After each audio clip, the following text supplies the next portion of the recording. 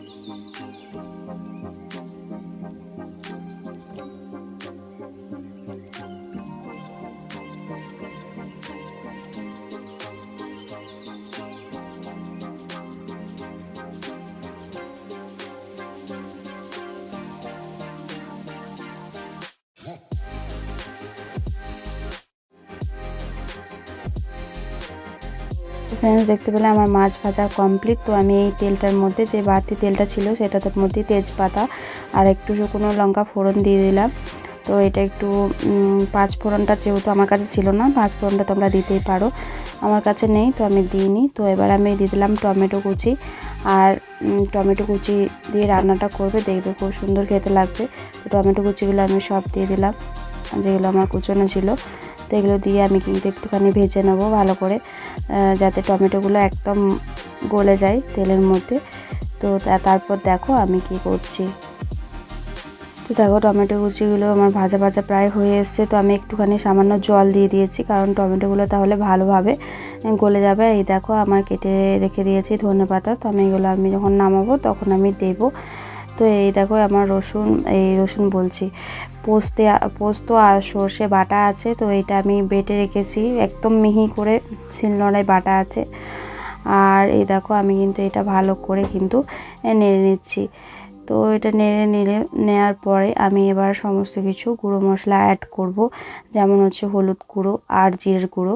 আর লঙ্কার গুঁড়োটা দেবো না, কারণ আমি কাঁচা লঙ্কায় রান্না করব। এই রান্নাটা কাঁচা লঙ্কায় রান্না করলে এর স্বাদটা দ্বিগুণ বেড়ে যায়। যখন আমি নামাবো তার কিছুক্ষণ আগে আমি কাঁচা লঙ্কাটা দেবো। তো আরও সামান্য একটু আমি জল দিয়ে দিলাম এই মশলাটাতে। তেমন কিছু মশলা না দিয়েই কিন্তু এই রান্নাটা করছি। এটা কিন্তু খুবই ভালো লাগে খেতে, সিম্পল একটা রান্না। তোমরা সহজেই রান্নাটা করে নিতে পারো ঘরে থাকা কিছু উপকরণ দিয়ে।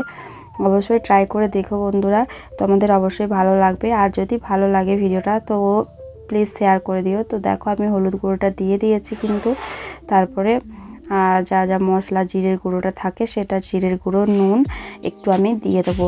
তো একবারই আমি এগুলো দিয়ে দেবো।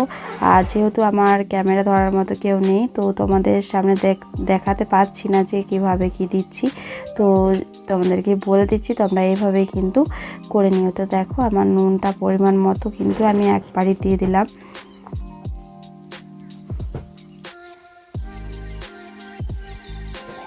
আর এবার আমি মশলাটা কষিয়ে নিচ্ছি। কালারটা কিন্তু খুবই সুন্দর এসেছে।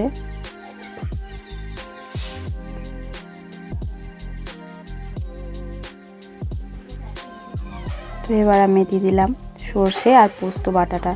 তো সর্ষের পরিমাণটা কম হবে এখানে, আর পোস্তর পরিমাণটা একটু বেশি হবে। মানে যতটা পোস্ত নেবে তার হাফ সর্ষে নেবে। ধরো তুমি যদি পোস্ত নাও 25 পোস্ত নাও, তো তার হাফ তুমি সর্ষে নেবে। তো তবেই ভালো লাগবে রেসিপিটা খেতে। তো দেখো আমার কিন্তু এই মশলাটা সর্ষে পোস্তটা বেটে দিয়ে দিয়েছি। তো এটা বেটে দিয়ে একটু নাড়াচাড়া করলাম আমি খুন্তি দিয়ে। আর এটাকে একটুখানি এবারে কষাতে হবে মশলাটা। তো তারপরে আমি জল দেব।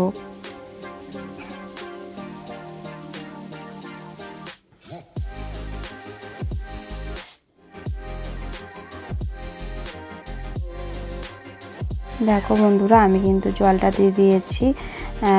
একটু হালকা হালকা ঝোল ঝোল টাইপের করব, যাতে খেতে খুব ভালো লাগে। আমরা একটু এই রান্নাটা একটু মাখা মাখা হবে না, একটু সামান্য ঝোল টাইপের হবে।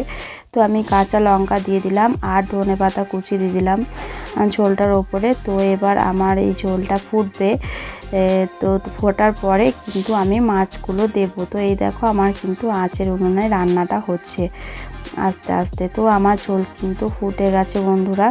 তো এবার আমি সমস্ত মাছ যেগুলো ভেজে রেখেছি সবগুলোই দিয়ে দেবো। আর এই রান্নাটা তুমি বাচ্চাদেরকে করেও খাওয়াতে পারবে। আমার ছেলেও খুব ভালোবেসে খেয়েছে এটা, যেহেতু মাছের সর্ষে বাটাটা দেওয়া আছে সেজন্য খুব ভালো লেগেছে খেতে। তো দেখো এটার মধ্যে কিন্তু আমি একটু নেড়ে দিলাম এই ধনেপাতা কাঁচা লঙ্কাটা দেওয়ার পরে। তো এই দেখো আমার মাছ ভাজা। আর আমরা তো বেশি জন খাবো না, 2-3 জন খাবো, কারণ সবাই আজকে শনিবার করে তো তাও ওরা খায় না। তো দেখো এবার মাছগুলো আমি ছেড়ে দিলাম ঝোলের মধ্যে, ঝোলটা ফুটে ওঠার পরে। তো এই মাছগুলো দিয়ে একটুখানি থাকবে, ঝোলটা ফুটবে, তো তারপরে আমি নামাবো ঝোলটা।